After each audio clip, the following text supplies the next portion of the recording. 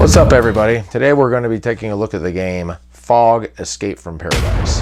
Now in this game you're going to be controlling a group of islanders trying to get off this island and trying to escape this thick, massive fog that is essentially taking over the island. So let's take a look at it. What you're going to be doing is you're going to have a certain set of islanders over here and you're going to be trying to move them onto these different boats into these different spaces. What's going to be happening in the game is the fog is going to be creeping its way up the island, and any of the islanders that get caught under the fog are going to end up out of the game. So what you're mainly going to be doing is you're going to be trying to move these islanders around in a mad rush to try to get to the different boats. Okay, so on the beach area, I've gone ahead and set it up for a 3-player game, and I'll go ahead and explain what's going on here.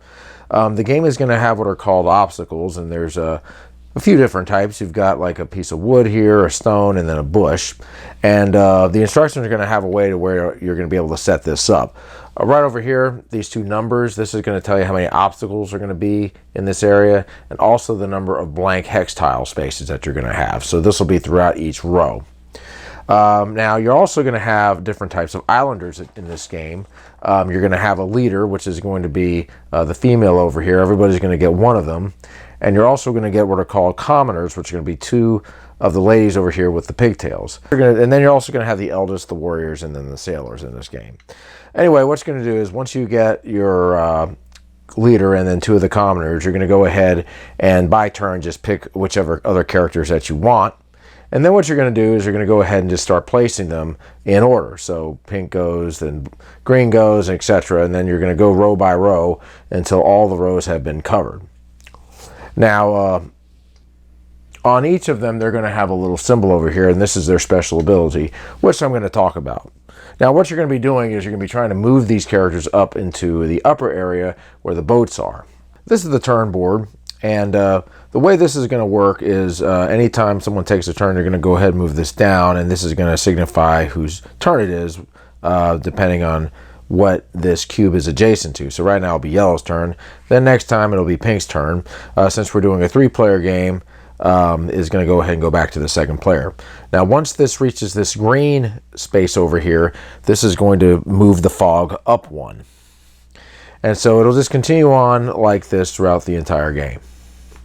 Right over here, this is going to be your movement points board, and right over here, this is the key on the different movements that you can do and how much they are going to cost. And I'll talk about the movements later, but here's a particular one. This one just allows you to run, and that's going to count 1 movement point. This one will allow you to do a push, which will count for 3 movement points, and so on and so forth. Now you can move whoever you want to, that is of your color, and you can kind of mix and match however you want to do these movements, whichever suits best for you. But once you get to 7, that's going to go ahead and end your turn. Okay, so there's 6 different types of movements that you can do. The first is going to simply be run, and what run is, that's going to cost 1 point. That just simply means going from one hex tile to the next like that, and each time you do that, that's going to cost 1 point. Another one you have is what is called push. Push is going to cost you 3 points, and what a push is you're simply going to move your character up 1 into the next character, and then you're going to go ahead and push the characters in a line in the same direction. Another thing you can do is what is called the squeeze, and a squeeze essentially means you're going to be squeezing between 2 things to get to the next space. So this would be a squeeze. The next thing you can do is you can do a swap. A swap is going to cost 3 points, and a swap simply means you're going to take an adjacent character and just switch positions with them like that. Next is the jump. Just like in checkers, that's going to cost you 3 points, and you can go ahead and jump like that. And then the next thing is cross, and what cross means is this means climbing over an obstacle. So let's say I happen to have a character over here. This is going to cost 4 movement points, so I could just simply cross over like that. Now, each of the characters are also going to have a special ability, and they're going to be marked over here. And the special abilities are just going to be things like run and push and squeeze, but they're going to just simply cost less to do. So, for example, this character over here has the ability to push. So what that simply means is instead of paying the cost of 3, they're going to go ahead and pay the cost of 2 to push. And if you look on this sheet over here, this is going to tell you how much the amount is normally, but if you have the special ability to do this, it's only going to cost you this much, and then this much, and this much, etc. Endurance, which is the characters that have a +1 on them, what that simply means is after you spent the 7 points, if you have moved a character that has a +1, you can go ahead and move them in extra space. You also have characters that have the number 3 on it. This simply means that if they want to squeeze or cross, it's only going to cost them 3 points. So just to kind of give you an example, let's just say it is blue's turn. I could go ahead and move up for 1 point. I can do a push over here for 3. That's going to give me 4 points. Let's say blue continues to go. One thing I can do, let's say I go here for 5. Let's say I decide I want to do a swap with somebody. So I could do that for 5. Now where the fog comes in is as you're moving along the board, anytime you move a green space, the fog is going to go ahead and move up. So I have the number 9 over here, and the number 9 is going to be right here. So in this case, if I reach the fog, it's going to go ahead and move up, and any islander that happens to get caught underneath it, you're going to go ahead and simply just turn their token over like so, and you're going to go ahead and place the fog on there, and they're going to be out of the game. Now, once you get characters to the upper section over here, things are going to change just a little bit. If you're going to transfer over to the beach and the shore, your movement is going to be a little bit limited. But once you're able to get into the water, you will be able to run, and you will be able to do swaps and things like that. But you're not going to be able to do things like push or things like that. But everything is going to be 1 movement point from here on out. So another thing you can do is you can jump over characters like this. So in order to get into the boat, a couple of things. Number one, if you're going to try to have to match up with the character that is on the boat. Now right over here, these are called boat points. So at the end of the game, if you happen to have a character over here, in this case, you're going to get this amount of points at the end. So they also have the stern, and in this area, there's going to be a number here. This will tell you how many people will be allowed in this area. These are specific for each character. So if I could go like 1 and then 2, and then let's just say I went 3, I would go ahead and get that character in there. And then once they're in the boat, you can't move them again. If you want to enter the stern, all you have to do is you just simply have to go like that. Also, anytime you enter the boat, you're going to go ahead and take one of these tokens over here. And each of these are going to have a little different value. This is 6 points. The next player that goes in there, let's just say this person goes in there, they'll get 5 points, for example. Now, another way you can score points is by the color of the boat. The nation, in this case, is blue. So I have a blue character in here, so you're going to be able to get points that way as well.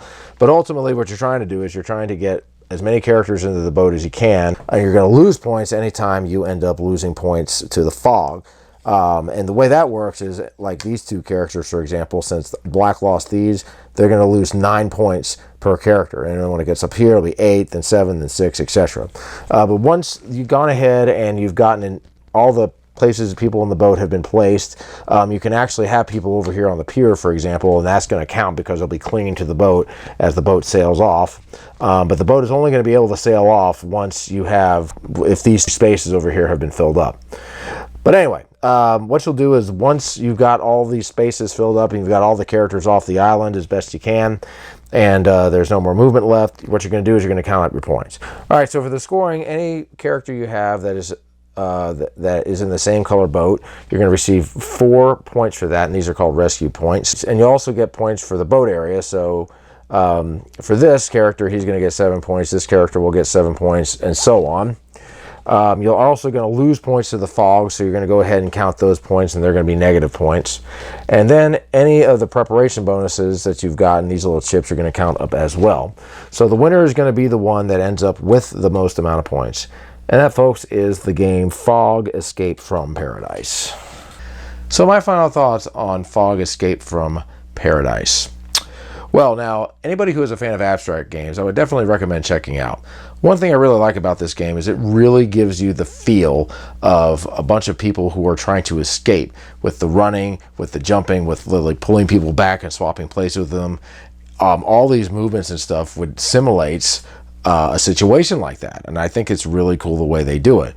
There's several different ways you can score in this game. You've got the boat scoring, you've got the preparation bonuses, and those can change depending on the game as well.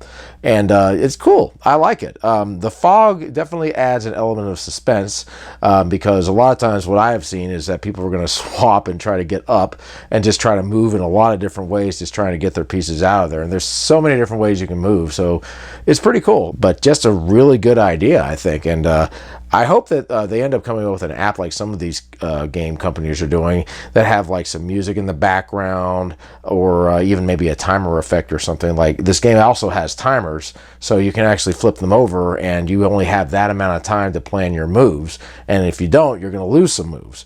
It also has a solo variant. It also has some other variants in there that you can add and mix and mingle to the game. So I like this game, and I would recommend it to anybody that is a fan of abstract games and games that give you suspense and just have a really good, in my opinion, just a really good interpretation of a mass amount of people trying to get off an island to avoid a fog.